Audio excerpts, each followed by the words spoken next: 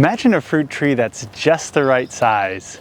No ladders involved, and every branch and piece of fruit is within arm's reach. While commercial growers may want huge trees that produce a ton of fruit all at once to facilitate picking and marketing, for us backyard growers, we would rather have small trees that are easily manageable and a variety of trees that produce a little bit of fruit throughout the growing season.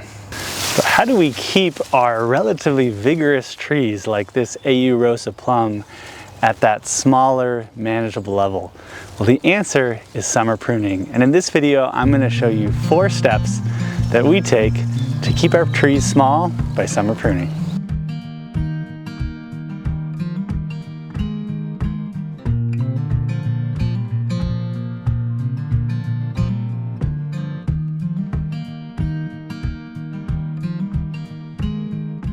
The first thing let's talk about is timing. It's June 1st here in our Southwest Ohio Zone 6B garden, and most of the time for a tree like a peach, which is a stone fruit that grows its fruit on last year's wood, you want to make sure you do your summer pruning in the first part of the summer. So late spring, early summer, once the tree has put on that initial flush of growth, is when we like to summer prune our stone fruit. And that's because it's going to still allow the plant to have time to grow and mature the fruiting wood for next year. So basically the small stems that are growing this year will produce fruit next year. If you summer prune your peaches too late, they're not going to have enough time to develop new fruiting wood, and you might not get any fruit the next year. Now that we've talked about timing, let's talk about step 1 in the 4-step process. Step 1, remove any growth that is down underneath the main canopy. These can include the little shoots off of the rootstock or just these lower branches that are shaded out by the main canopy of the tree. So let's go ahead and do that.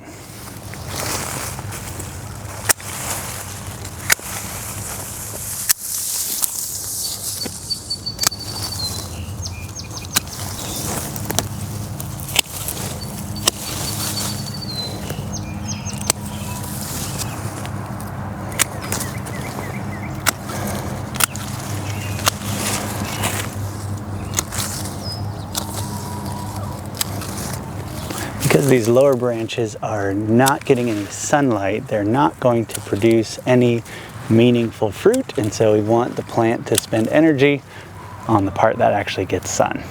Our next step is going to be remove any branches that are going towards the interior of the plant. These trees are pruned to an open center or a goblet shape, where you don't really want any big branches or too much foliage in the middle. And that way the sun can kind of come into this middle shape. So anything that's coming into the middle, we want to get rid of. So let's go ahead and start doing that.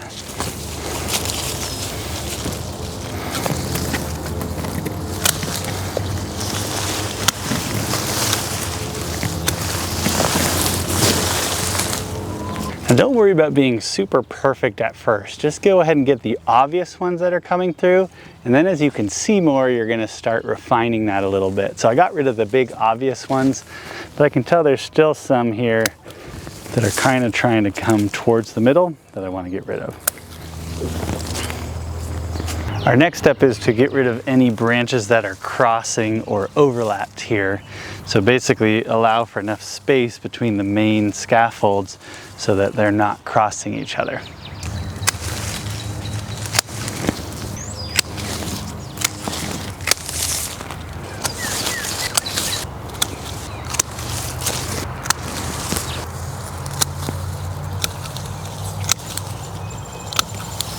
And now we're on to the last step, which is just to tip prune to outward facing buds so it will continue to grow outwards and keep this vase shape. Let me come up close and just show you how I'm doing that on a branch that I cut, and then I'll do the rest of this tree. So here's one of the branches I already cut off, but I just want to show you up close what we're doing when we're cutting to an outward facing bud. So if you look here, there's the main branch, and then there's leaves, and within the crotch between the leaf and the main stem, you have a new branch coming. The branch that's at the most apical, or the tip of the branch, will get the most energy. So if we cut this here, now this branch will get the most energy and it will continue the growth here.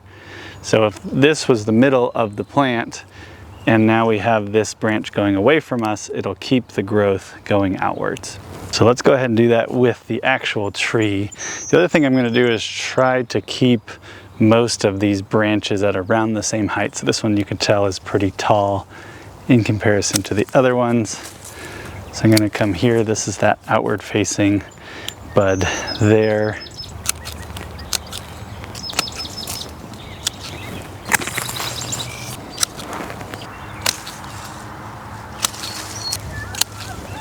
That should about do it for this peach tree. Let's go ahead and apply the same principles to that overly vigorous plum tree that you saw in the intro.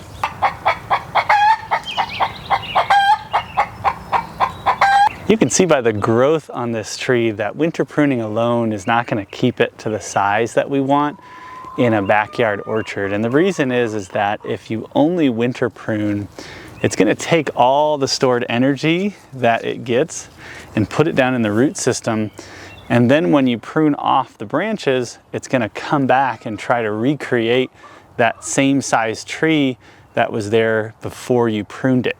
By summer pruning, you're taking some of this energy actually away from the tree and reducing the vigor a little bit, and that way you can keep it at a more manageable size.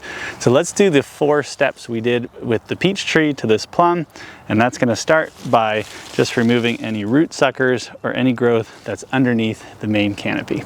All this growth is just going to be in the shades. It's not going to produce any meaningful fruit, so we don't want it.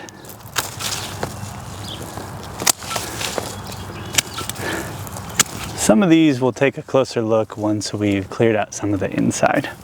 You can see just how dense it is in here, so we're going to start clearing this out. I should also mention that I sterilized the pruners between trees. I just like to use those Clorox wipes to do that, but rubbing alcohol also works.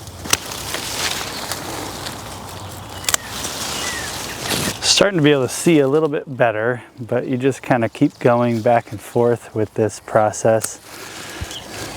One of the things you can see right here, there's actually a stick here that is just used as a spreader that I was using to spread these limbs out to give it a little bit more of that goblet shape. We'll go ahead and stop there, and the next one is just going to be getting any limbs that are crossing over. We want each one of these scaffolds to just have a little bit of light in between them. So we're going to keep working here to make sure none of these cross. You can see this one's coming from this branch over here, and it's crossing over with the branches over there. So I'm just going to take that branch out completely. You can also shorten the branches if need be as well.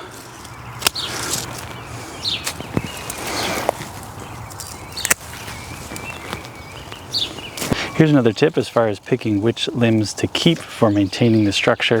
If you have 2 limbs that are coming from the same point and then another limb that sort of goes in the same direction as those 2 limbs, it's actually better to keep a limb that's farther away, and rather than having 2 limbs that are right next to each other. So for example, these 2 right here are together. So if I did that and I had these 2, that would be better. That being said, this one's overlapping anyway, so I'm going to get rid of it.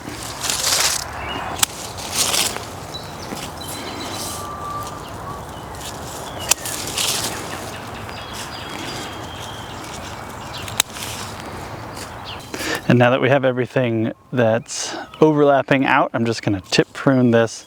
I'm going to keep this just about chest high for me. Pretty aggressive pruning on this tree. Sometimes that can stress the tree out a bit. So we'll see. I won't hide anything from you guys. If these don't do well, I'll do an update later on. But this tree is just so vigorous that I felt like I needed to take a lot off. Otherwise, it's just going to get so big that I won't be able to manage it properly in my little orchard. Well, there you go. That was summer pruning the Rosa plum. Here, let me show you a few other trees and just a few caveats about summer pruning. And then we'll close out with just a quick overview of some of the other trees in the orchard. This little tree right here is a Harrow Crisp pear. You can see it's pretty small. It was planted at the same time as both the peach and the plum tree that you saw, but it hasn't put a ton of growth on. And so this is a plant you would not want to summer prune. Remember, the purpose of summer pruning is to sort of check the vigor of the tree, get rid of some of that overly vigorous growth, and it doesn't allow the tree to then store that energy in the winter and bring it back the next year. So with this tree, we want it to store all the energy it can because it's relatively small for its age, and I would not want to summer prune this. I will just be doing some winter pruning to improve the structure of the tree. If you've watched any of my other pruning videos, this is the tree that I've been pruning the last couple years. This is an Enterprise apple tree. It's one season ahead of the other two. So this has had 2 full growing seasons, and it is doing really, really well. Not overly vigorous, which is what I want.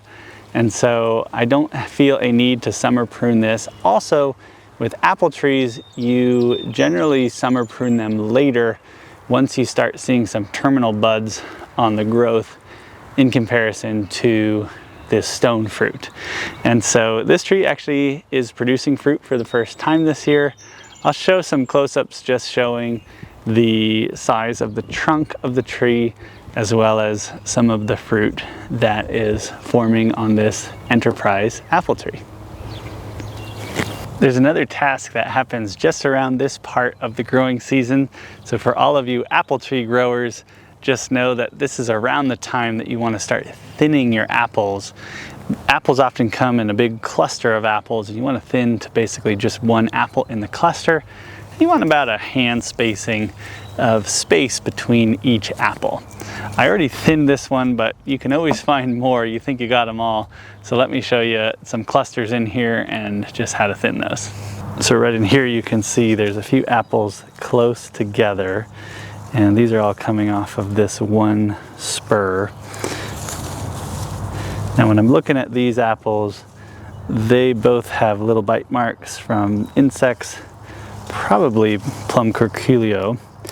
And so I'm actually going to take both of these off because I'm not sure if it's showing up, but I have these 3 apples here are all good. So I'm going to remove these. You do need to be a little careful when pulling these. Just make sure not to, rip them off too hard, because you can actually break off the whole fruiting spur. So if you have a smaller tree, you can also just clip those. And now we've got better spacing between our apples, and we'll get bigger apples with better quality fruit. Hopefully that explanation of how we use that 4-step process to prune our stone fruits is useful. I've got a bunch of other trees to do, so I'm going to go ahead and get to those because we have a little stretch of dry weather. You usually want to do this when you have dry weather so that the wounds from the pruning cuts have a little bit of time to heal over before the rain comes. So I'm going to go ahead and get to that. We'll probably have a big picture overview, another walkthrough as we get farther into June here. So look for that probably next week. Hope you guys are doing well. Happy gardening and have fun in your orchards. We'll see you next week.